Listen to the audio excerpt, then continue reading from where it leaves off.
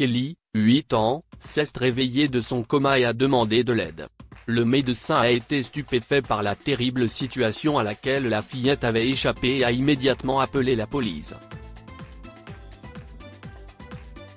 Elle avait presque perdu tout espoir de sauver sa mère jusqu'à ce que, quelques jours plus tard, un visiteur inattendu entra dans sa chambre d'hôpital. Kelly se réveilla. Elle regarda les tuyaux qui reliaient son corps à des machines qui bipaient et réalisa que cette chambre était comme les hôpitaux qu'elle avait vus à la télévision.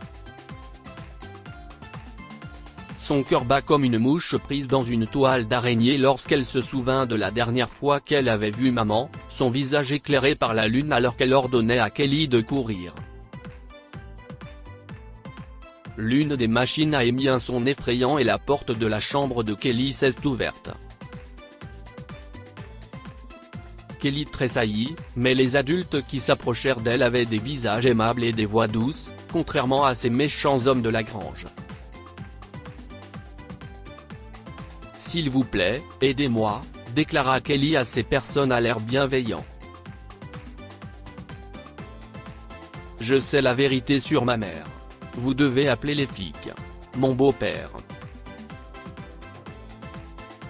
L'homme s'assit sur la chaise au chevet de Kelly. « Nous allons appeler la police, mais nous devons d'abord en savoir un peu plus sur ce que tu as vu et sur qui tu es. » Je suis le Dr Freeman. Kelly prit une grande inspiration et raconta tout au docteur. Quelques jours plus tôt, Kelly n'était pas à l'école parce qu'elle était malade. Elle s'accrocha à la rampe et descendit lentement les escaliers. Il fallait qu'elle dise à sa mère qu'elle s'était jetée sur le sol de la salle de bain.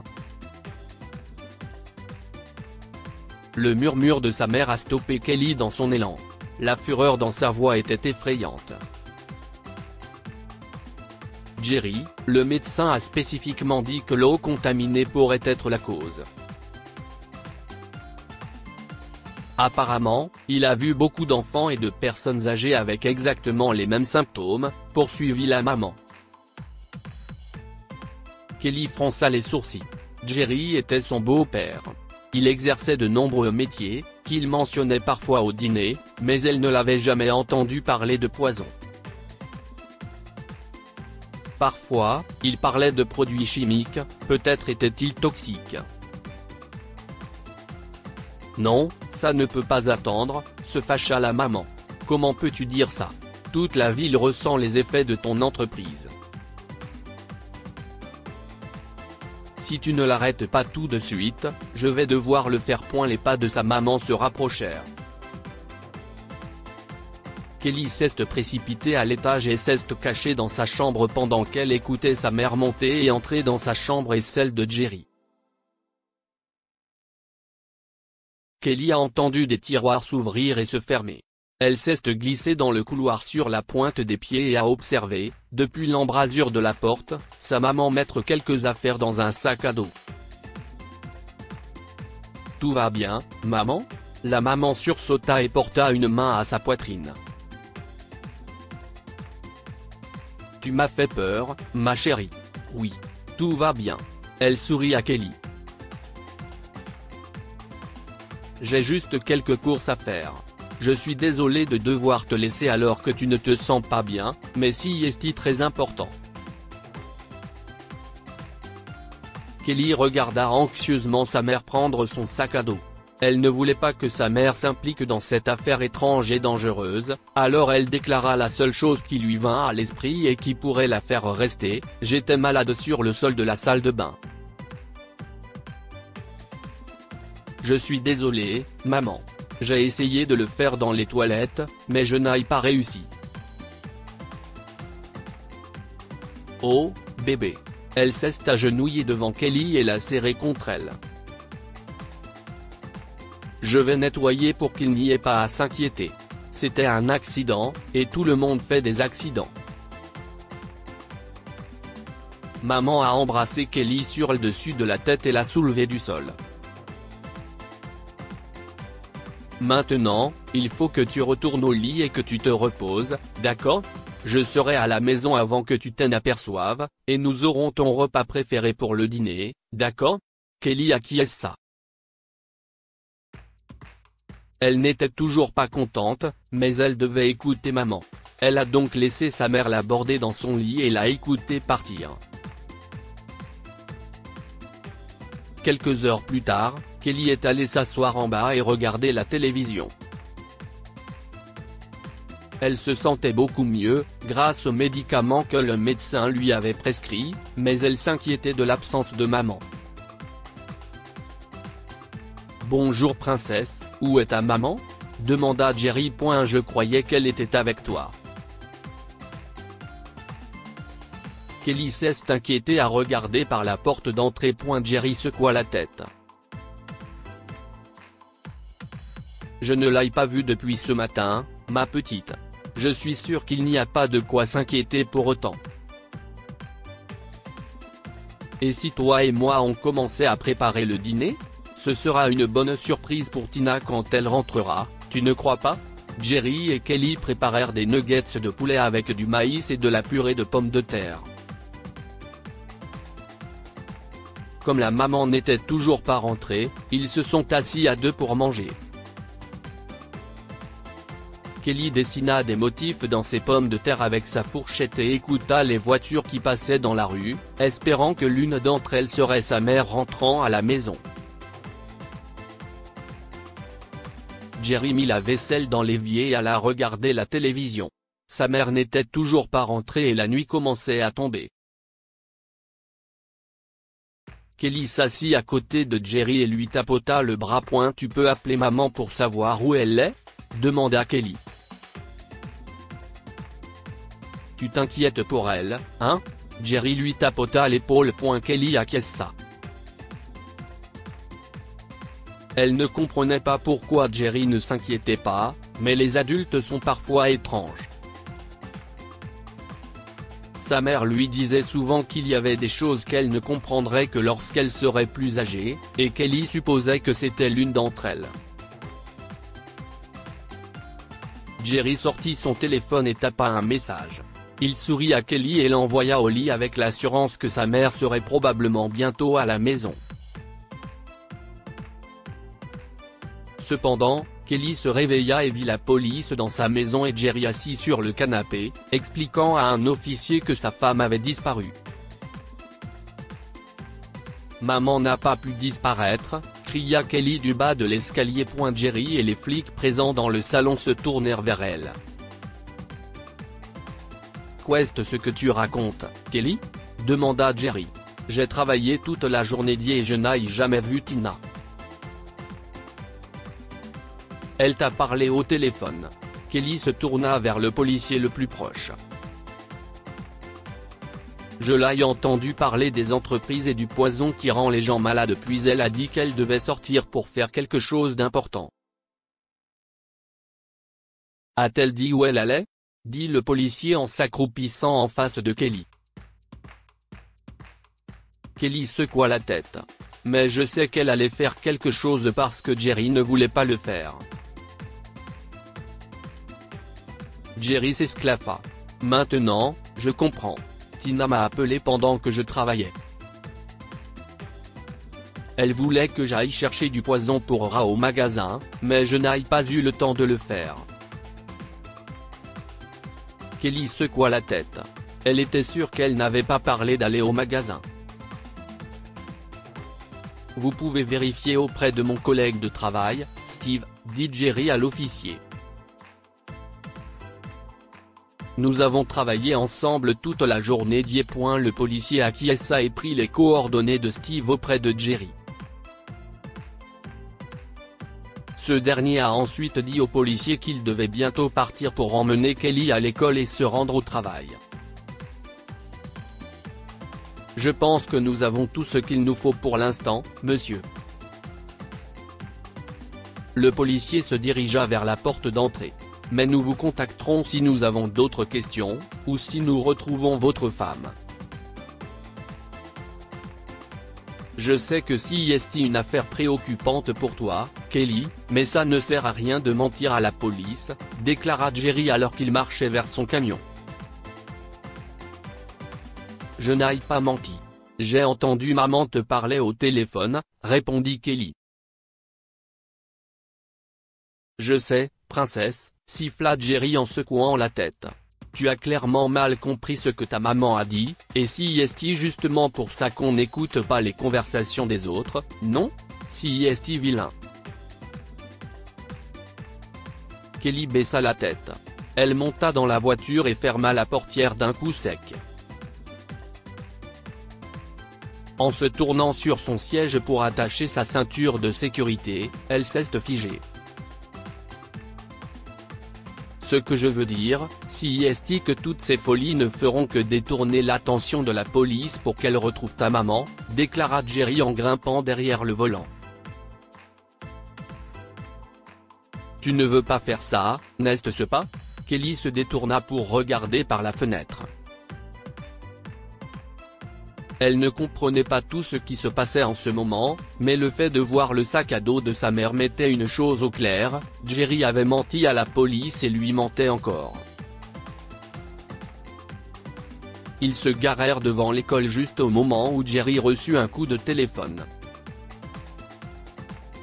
Kelly était prête à sauter du camion et à courir dire à un professeur ses soupçons sur Jerry, mais elle s'est arrêtée. Elle ne voulait pas manquer d'entendre quelque chose qui pourrait l'aider à trouver maman. Merci, Suzanne, oui. Elle n'est pas rentrée à la maison hier, déclara Jerry. Elle a dit à Kelly qu'elle devait faire une course, mais si est tout ce que nous savons pour l'instant. Kelly ça fait ça, déçue. La conversation de Jerry avec une amie indiscrète ne l'aiderait pas. Elle referma la porte en claquant la porte. Jerry parlait toujours et ne s'est pas tout de suite éloigné. Kelly eut une idée en regardant les bosses de ce que Jerry avait sous la bâche qui recouvrait l'arrière du camion. Elle jeta un coup d'œil vers la cabine, mais Jerry était distrait par sa conversation téléphonique. Il ne remarquerait rien. Kelly courut à l'arrière du camion et grimpa sur le hayon.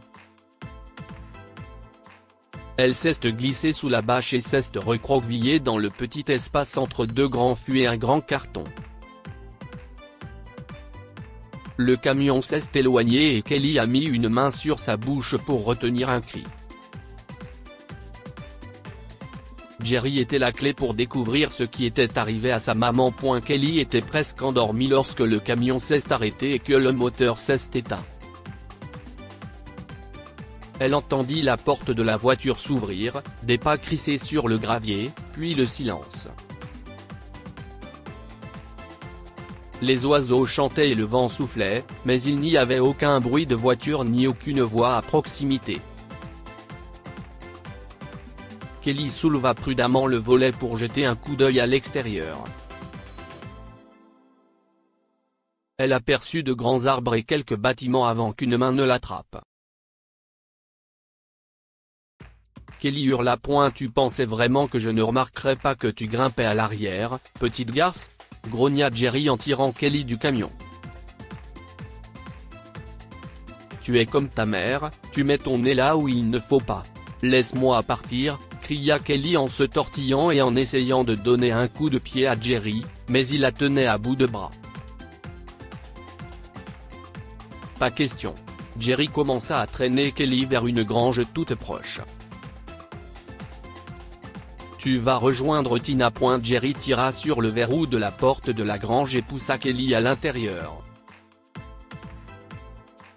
Le verrou se referma derrière elle avant qu'elle ne puisse se retourner et essayer de sortir de force.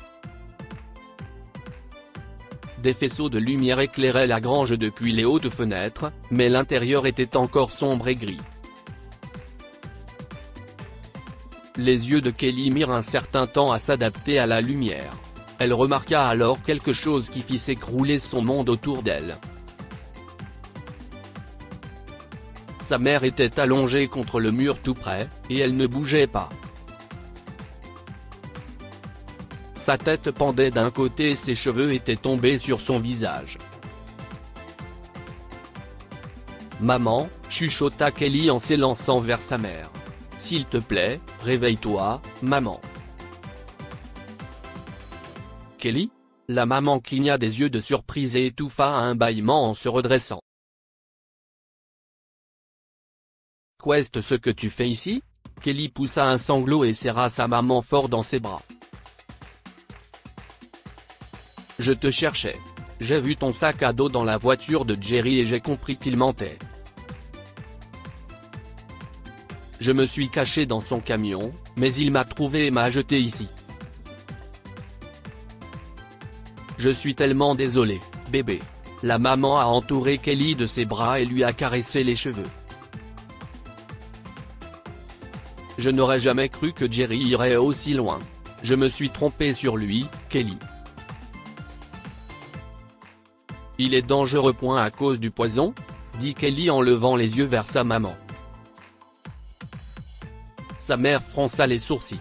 Je ne sais pas comment tu sais ça, mais oui. Jerry travaille avec des méchants qui le paient pour déverser des produits chimiques dangereux dans le lac. Ces produits chimiques empoisonnent les réserves d'eau de la ville. Et rendent tout le monde malade ? La maman acquiesça. Je suis venu ici pour l'arrêter, mais maintenant. Maman serra Kelly contre elle et l'embrassa sur le front.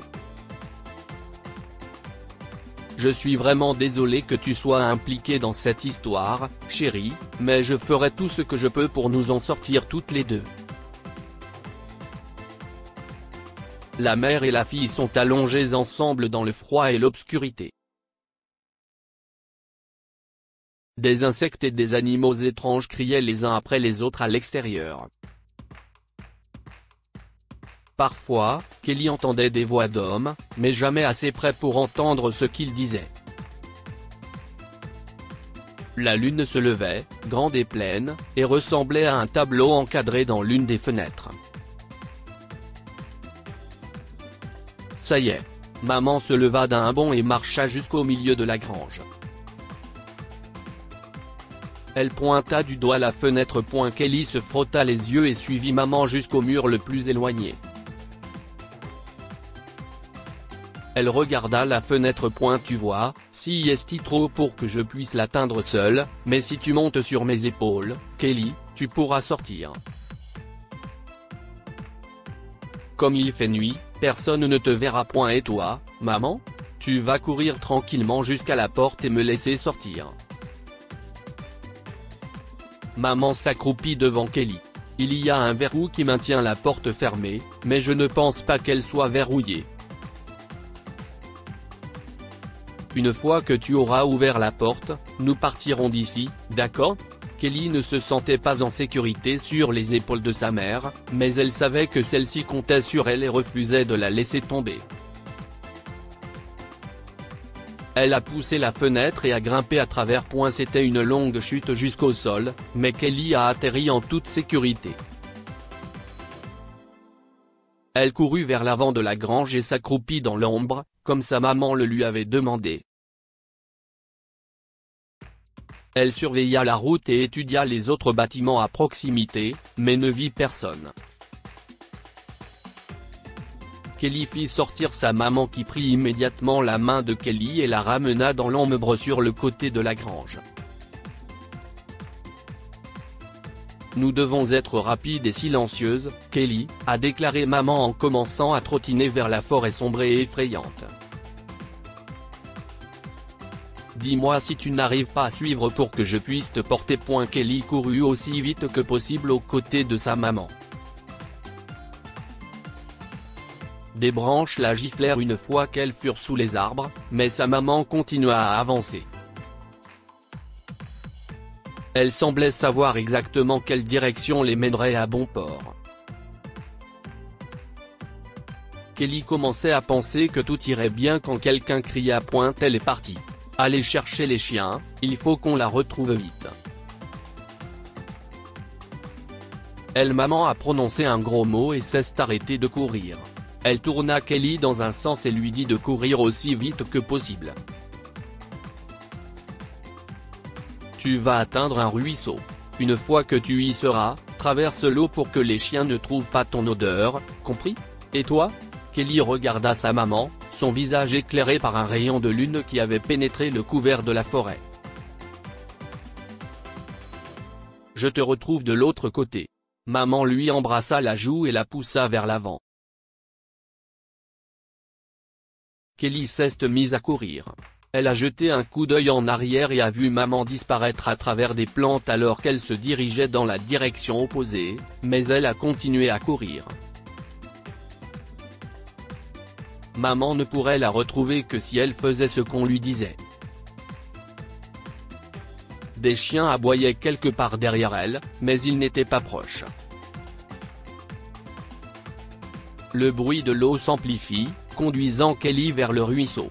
De plus en plus près, elle y était presque quand un coup de feu retentit. Kelly se retourna alors qu'un autre coup de feu retentissait. La peur lui assécha la bouche et ses genoux se mirent à trembler. Elle trébucha sur une petite pente et tomba à genoux. Des cris, des aboiements et des coups de feu remplissaient la nuit. Kelly sentit des larmes couler sur ses joues, mais elle ne pouvait pas s'arrêter maintenant. Maman l'attendrait de l'autre côté du ruisseau. Kelly atteignit l'eau. Plusieurs grosses pierres dépassaient du ruisseau qui gargouillait, leur surface brillait au clair de lune. Kelly marcha sur un rocher, puis sur le suivant. Les pierres étaient glissantes, mais elle devait continuer à avancer. Kelly atteignait le milieu du ruisseau lorsqu'un cri aigu retentit à travers les arbres. Elle rebroussa chemin. On aurait dit sa maman. Kelly commença à reculer, mais son pied glissa sur un rocher. Avant qu'elle ne puisse crier, elle était dans l'eau glacée, en train d'attraper les rochers. Ses doigts glissent sur la pierre lisse et elle a beau donner des coups de pied, le courant était trop fort pour qu'elle puisse lutter. Aujourd'hui c'est tout ce dont je me souviens, déclara Kelly au Dr Freeman.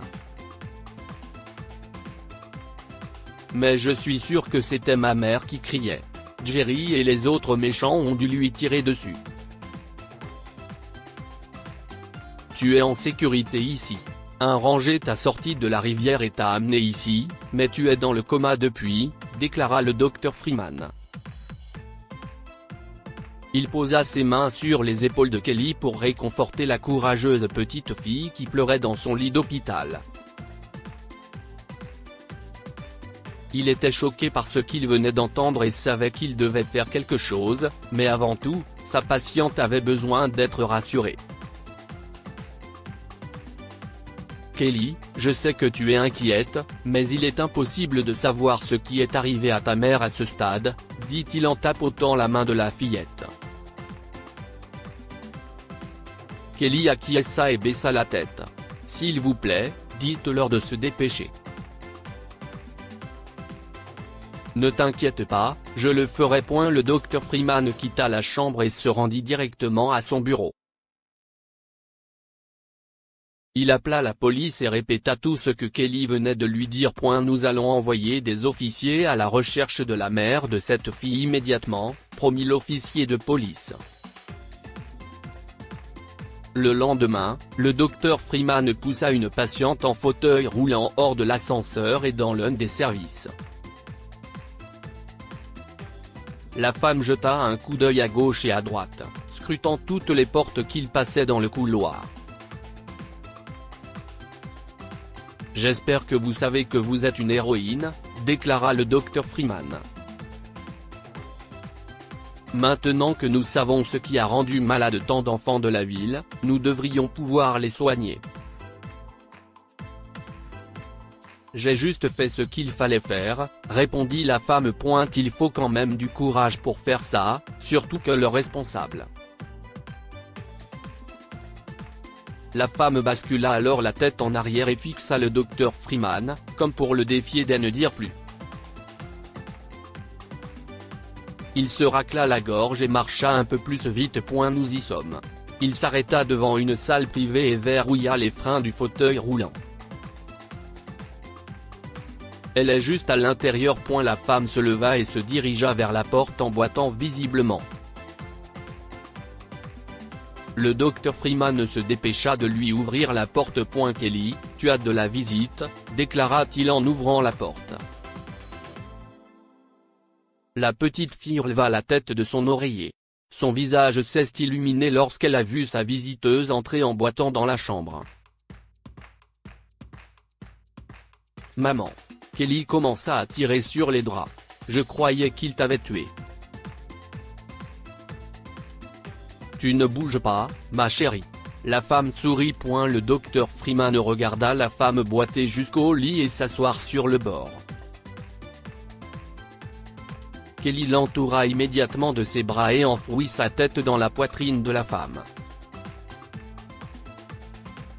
Cette dernière sourit en regardant sa fille et lui rendit son étreinte. Tu m'as sauvé, Kelly, déclara la femme à sa fille. Jerry et ses bons à rien avaient l'intention de dissimuler leurs activités et de partir, mais grâce à toi, la police les a trouvés en premier. Ils les ont tous arrêtés et m'ont amené ici pour me faire soigner. Que pouvons-nous apprendre de cette histoire? La vérité finit toujours par éclater. Les mensonges et les mauvaises actions ne peuvent jamais être cachés pour toujours. Peu importe le temps que cela peut prendre, il y aura toujours une preuve qui mettra en lumière ces actions néfastes. Un bon parent fera tout pour assurer la sécurité de son enfant. Peu importe que les chances soient écrasantes, il n'y a rien qu'un parent bienveillant ne fasse pas lorsque la sécurité de son enfant est menacée. Partagez cette histoire avec vos amis. Elle pourrait égayer leur journée et les inspirer.